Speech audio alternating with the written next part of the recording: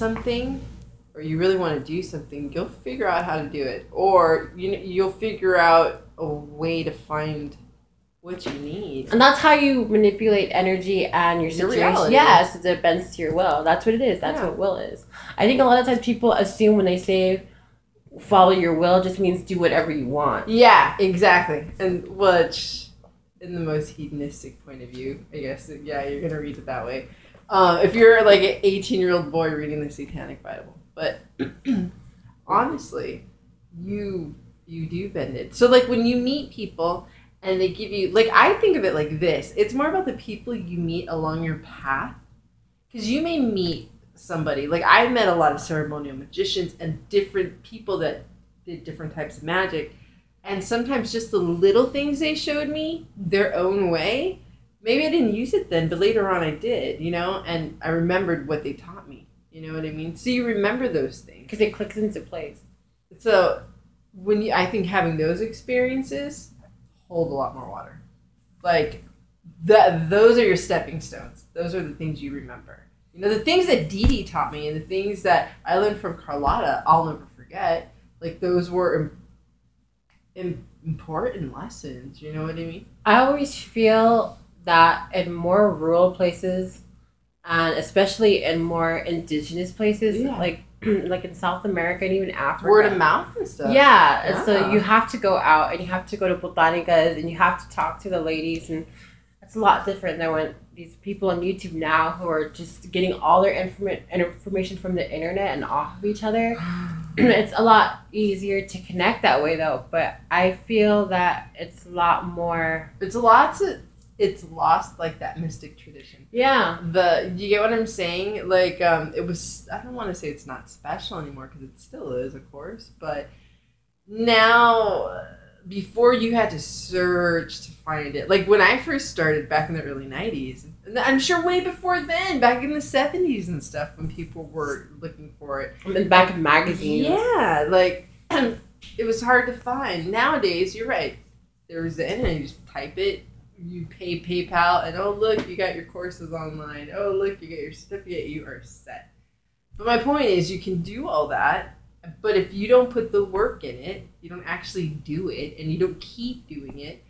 It's like anything. It's like dancing. You're gonna be rusty. You're not gonna be. Well, that's what it is. For the most part, most of these people who are on the internet, especially on YouTube, are trying to learn magic for a specific reason, and usually that specific reason is because they've lost somebody and they're trying to get them back. And that's what usually starts it, because this kind of like desperation comes out, and they're seeking whatever means they can find to make this happen. Where people who practice, such as you and I, where it's always been in us, to just practice for the sake of practicing and learning magical arts, whatever it may be. Yeah.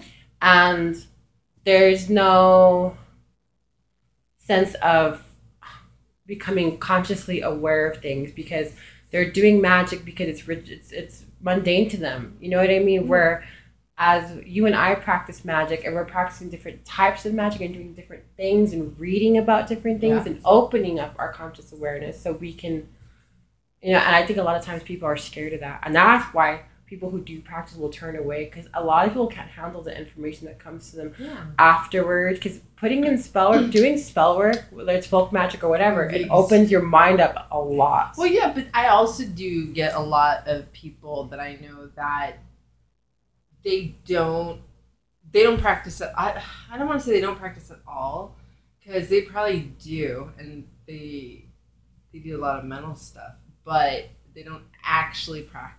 You get what I'm saying? Those are the most talent. That's a talent when you do with your mind. I run into a lot of people who are like that. I notice like they have a lot of potential. I'm like, why don't you? And like, I just do it in my head. And they always say the same thing. I just do it in my mind. Mm-hmm.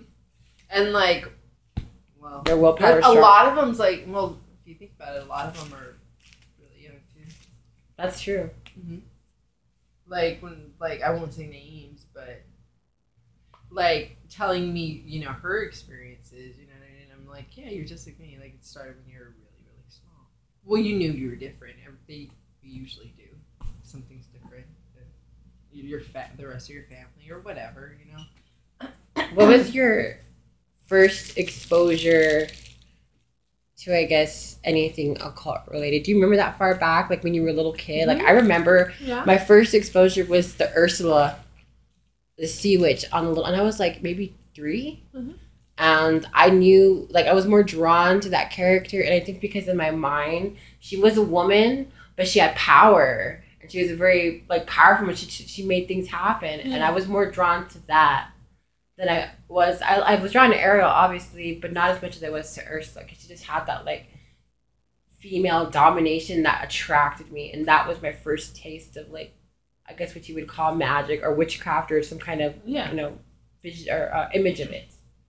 That's what I remember. And then, like, obviously, later on in the Kingdom Hall, when they would read to us from the Book of Revelations and the Witch of Endor, and was it not Ephesians? It was, what book was that? I'm stoned. I want to say Samuel, First Samuel or King, something like that.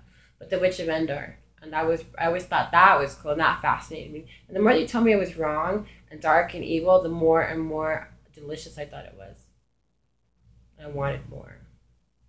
But I don't know, it's different for everybody.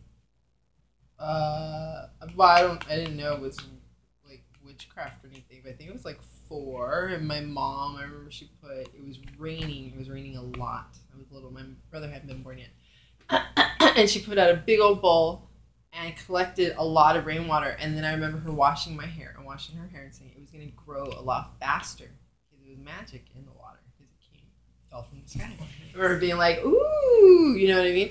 And she could have just been telling me a story. I don't know. But I remember really believing it. I remember really being like, yeah, because I had really long hair and being like, oh, yeah, you know. Like, and it was real. You made it happen because you believed in it so strongly. Yeah. But, like, I guess like that. But I don't know, when I was a kid, my mother, it's her fault. I always tell her it's her fault.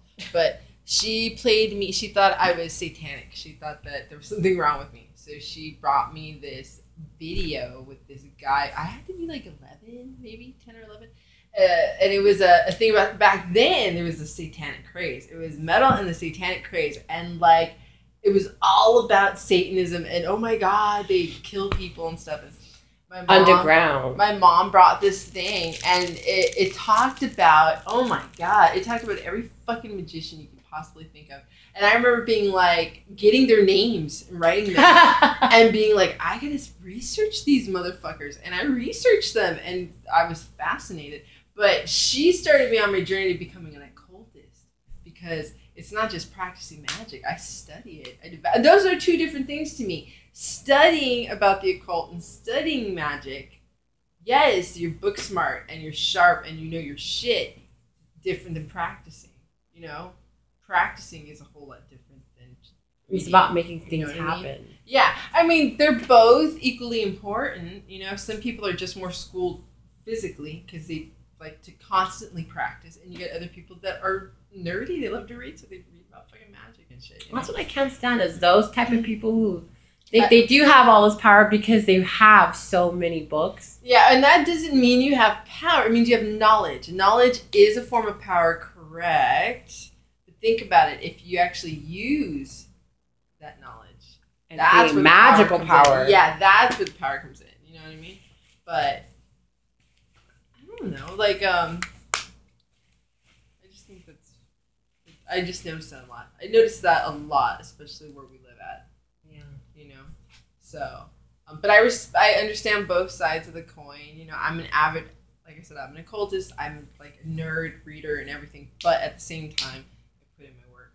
You know, and you can make fun of the work. You know what I mean? Just because you don't understand it, and that's another